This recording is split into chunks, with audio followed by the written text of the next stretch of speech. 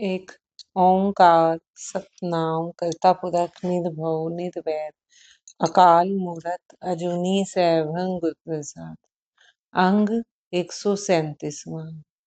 वार माजकी तथा सलोक महला पहला। मलक मुरीद तथा चंद्रहड़ा सोहिया की धुनी गावनी।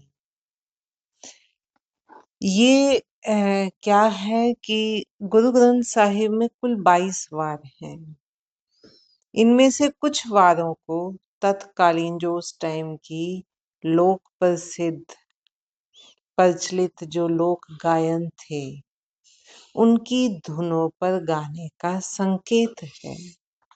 ये शोहर वाली कथाएं गाथाएं होती थी। जैसे मलक मुरीद और चंद्रहड़ा सोहिया की अगर हम बात करें तो मलिक जाति का मुरीद खान और सोही जाति का चंद्रहड़ा अकबर बादशाह के दो बहादुर सिपह सलार थे। इनकी आपस में ईर्ष्या बनी रहती थी।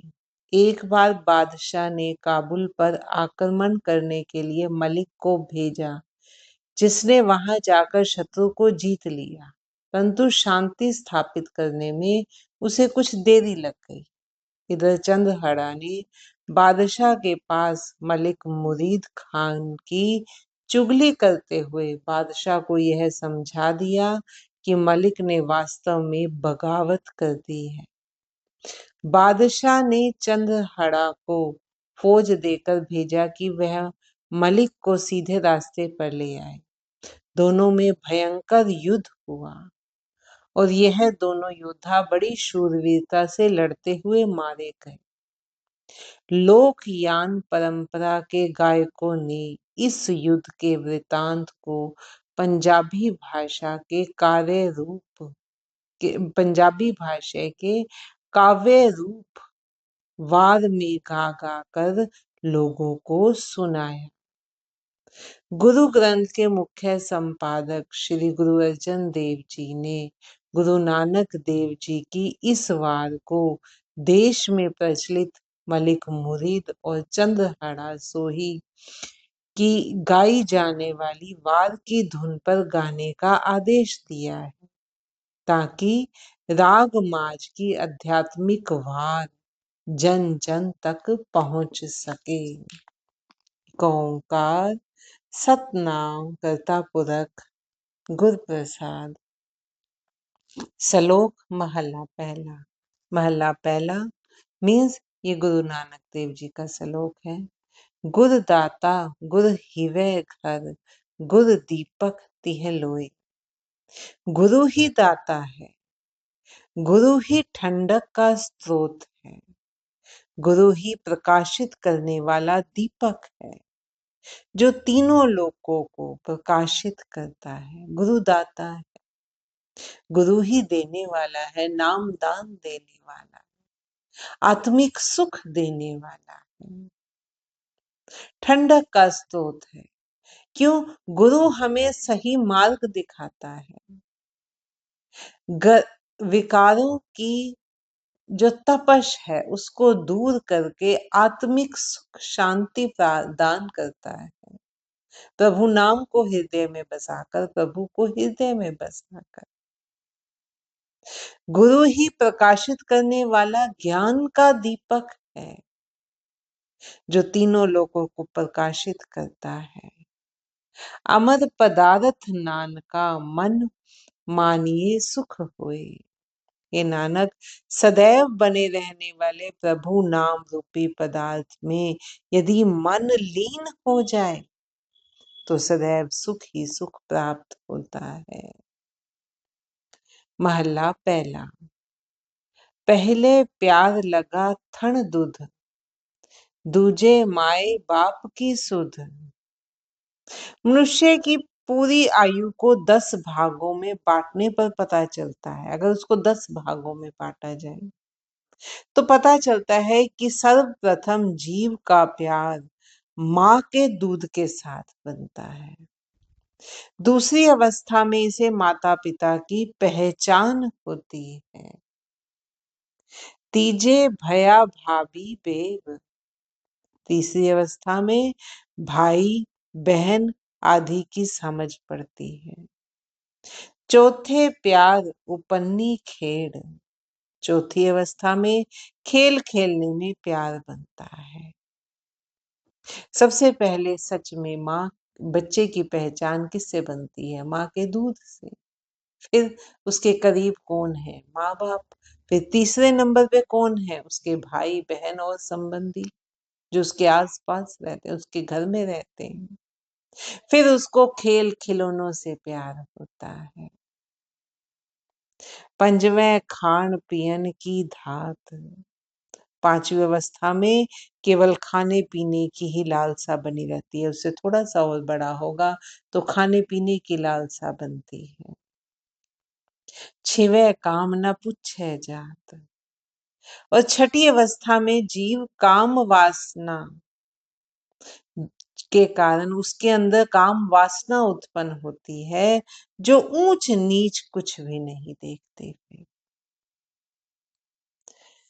सतवें संज किया घरवास।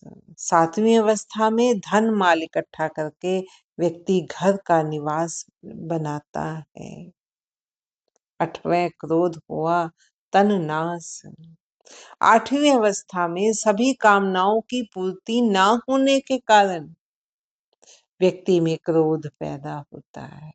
क्योंकि जब गृहस्थी में आता है, कामनाएं मन में पैदा होती हैं, कामनाएं पूरी नहीं होंगी तो क्रोध होगा और उसके तन का नाश होना शुरू हो जाता है। आठवें क्रोध हुआ तन नाश। क्योंकि क्रोध हुआ है, क्रोध आ गया है। क्रोध में आप देखो किसी व्यक्ति की क्या हालत होती है।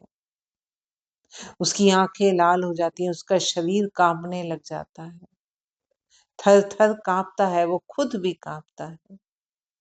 इतनी ऊंची आवाज में बोलता है, आवाज कपकपाती है, उसे कोई सुध बुध नहीं रहती।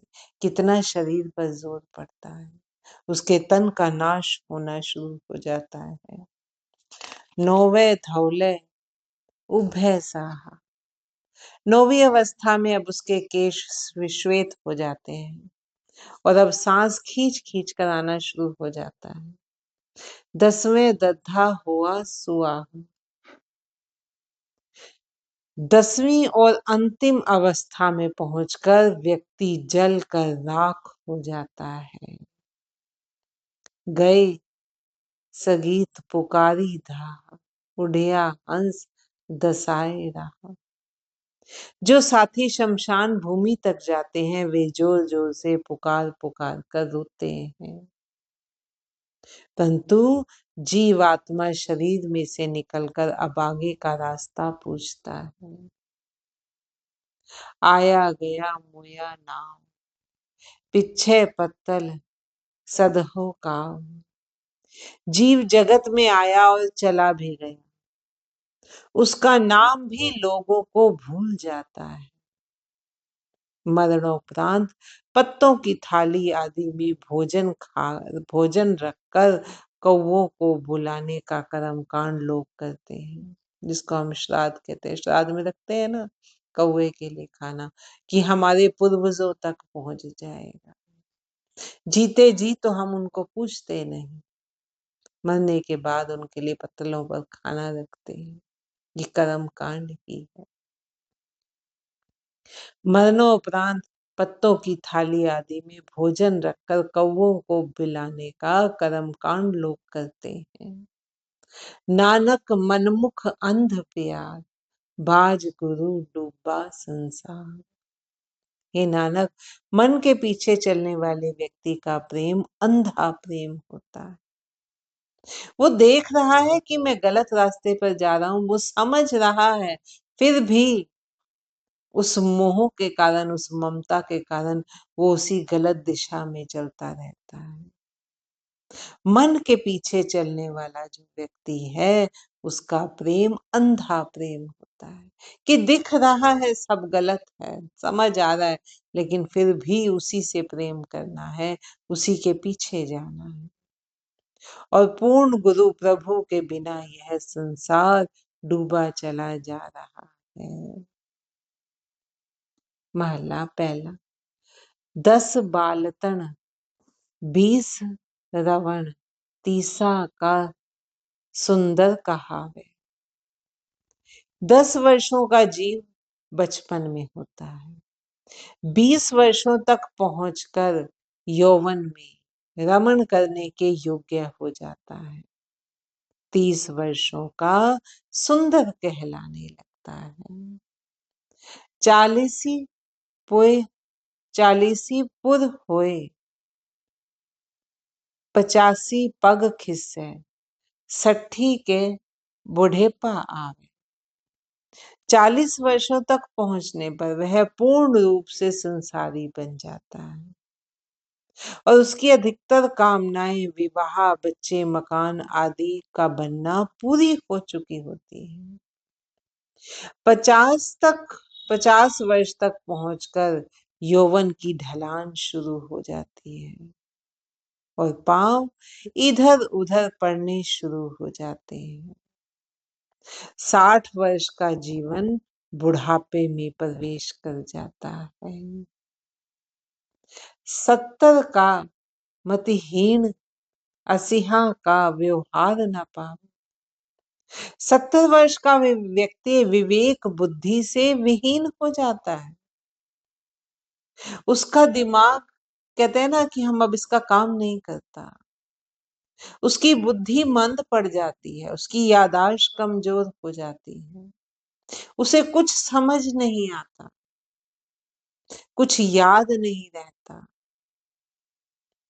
तो वो बुद्धि से विहीन हो जाता है और 80 वर्ष तक पहुंचकर करने योग्य और ना करने योग्य व्यवहार पर उसका नियंत्रण नहीं रहता। 80 वर्ष तक पहुंचकर बुद्धि और भी मंद पड़ जाती है। यही नहीं पता चलता कि खाना कब है, सोना कब है, या और जरूरी काम कैसे करने हैं। भूल जाएंगे, एक ही बात को बार बार हम रिपीट करेंगे। वो 5 मिनट याद रहेगी, फिर दोबारा से बतानी पड़ेगी।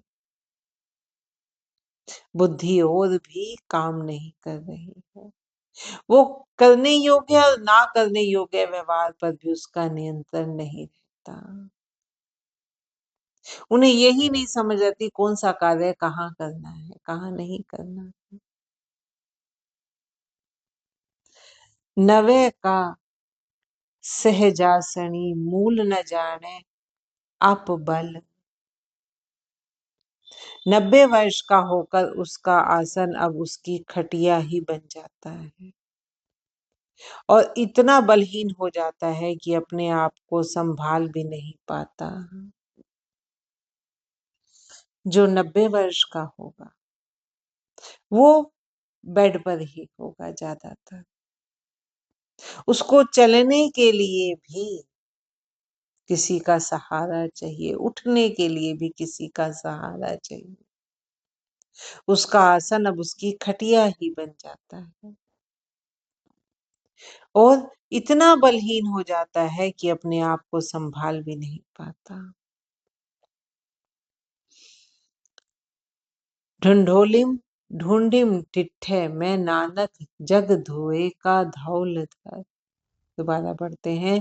ढिंढोलिम ढूंढिम डिट्ठे में नानक जग धोए का धवल हर। हे नानक, मैंने अच्छी तरह देख लिया है, ढूंढ कर, खगाल कर जिसको हम कहते हैं, कि जगत क्षणिक सफेद धुएं जैसा बना हुआ बहुत बड़ा मकान है।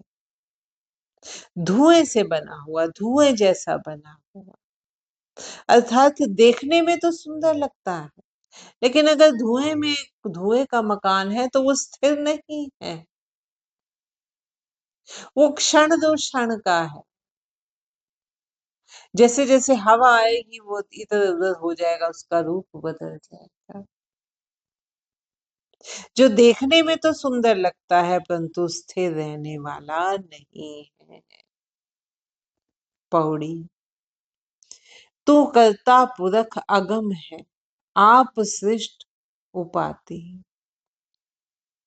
पौड़ी क्या है? ये एक छंद का नाम है।